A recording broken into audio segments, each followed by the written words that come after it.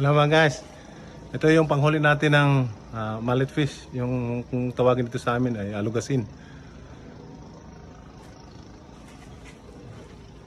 Ito po yung ginawa ko. Ayan po. Meron siyang butas dito. Tapos nilagyan na natin siya na pinaghalo na arena. Tapos may siyang palutang, malaking galon. Ayan po. Ngayon nilalagay na natin doon sa tubig, sa dagat. Tara.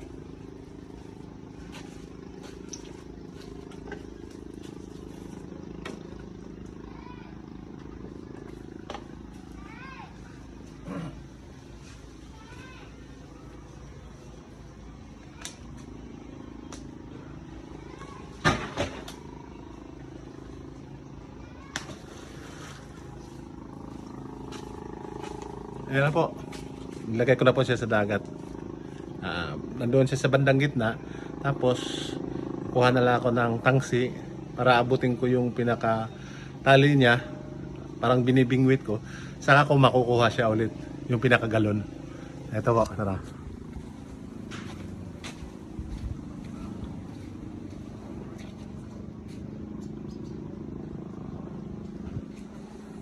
Ayan. Tumatakbo na siya. Pagitna dahil sa hangin. Punta na siya doon sa yung pinaka panghuli natin. Punta siya sa bandang gitna.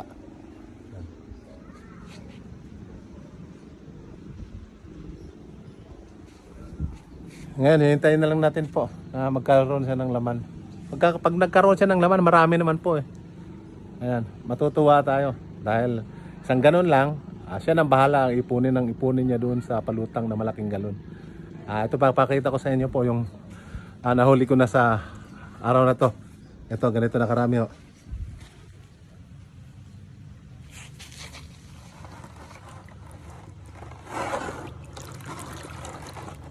Ayan. Meron na po tayong nahuli, yung pinakamalaki. Ayan.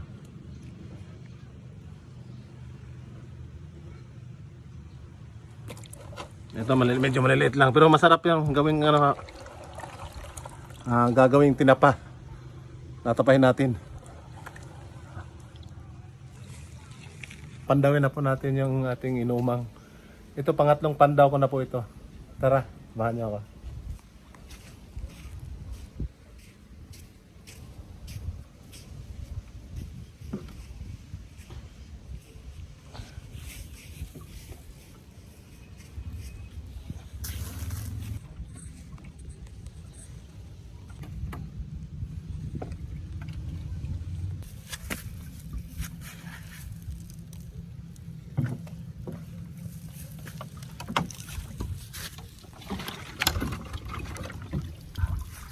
Yan na po.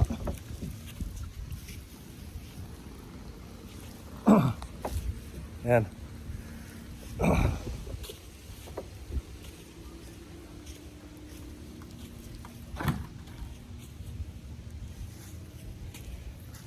Yan, bubuksan na natin yung galon. Yung pinaka-cup niya.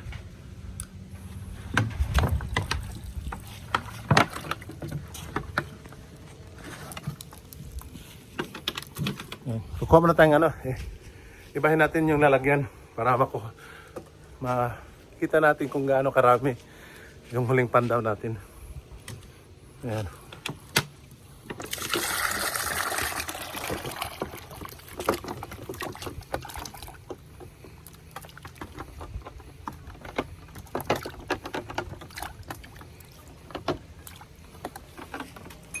Ayan. Ayan po yung panghuli natin. Tapos may napapansin po ako. Magaspang pa. Medyo lumaki-laki na yung nahuhuli natin ngayon. Ito po.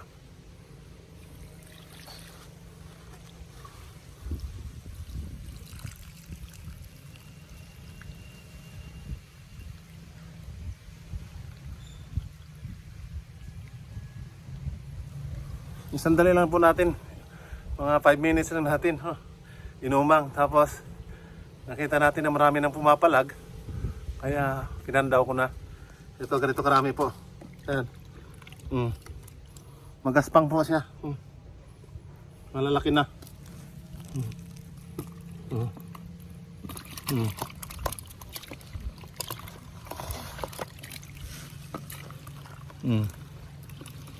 Wala nang gaanong maliliit.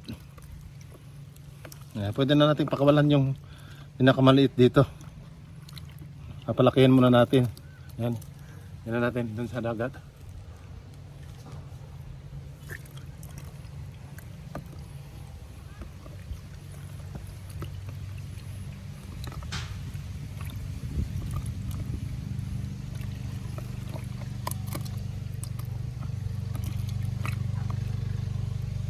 Oh.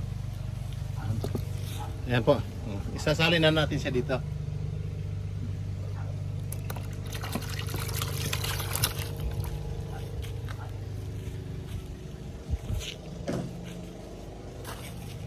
Ayan po. Ganyan na po ka natin. Kadami yung nahuli natin.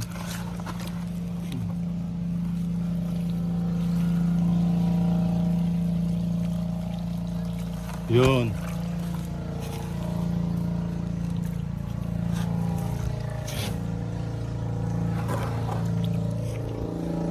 Ayan po. Yan lang muna. Hanggang sa susunod naman po. Bukas naman. Marami na to.